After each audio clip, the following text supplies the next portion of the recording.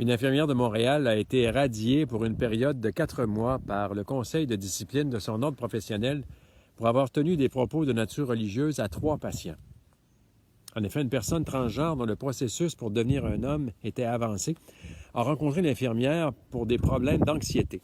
Et celle-ci a abordé rapidement la question de l'homosexualité et de la religion, affirmant alors que si elle n'était pas encore devenue un homme, c'est un signe de Dieu et qu'elle sera en mesure de l'aider à rester une femme.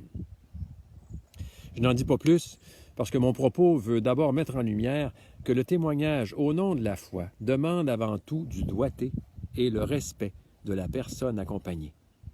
Et c'est d'autant plus important dans un monde séculier où la méfiance envers la religion est maintenant partout.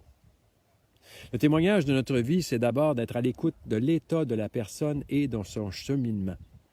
C'est lorsque la personne ouvre elle-même une porte que le témoignage devient possible et efficace.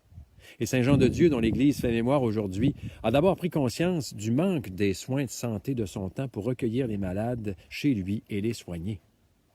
C'est donc par la charité et non par les injonctions morales que passent les vrais soins spirituels et curatifs.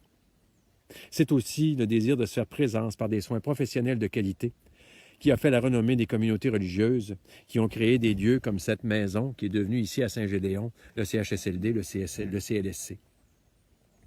Prions donc pour que l'Église continue d'être présente dans le monde de la santé et que l'esprit de conseil guide le personnel de santé dans leurs efforts pour traiter et vaincre les divers misages de la maladie.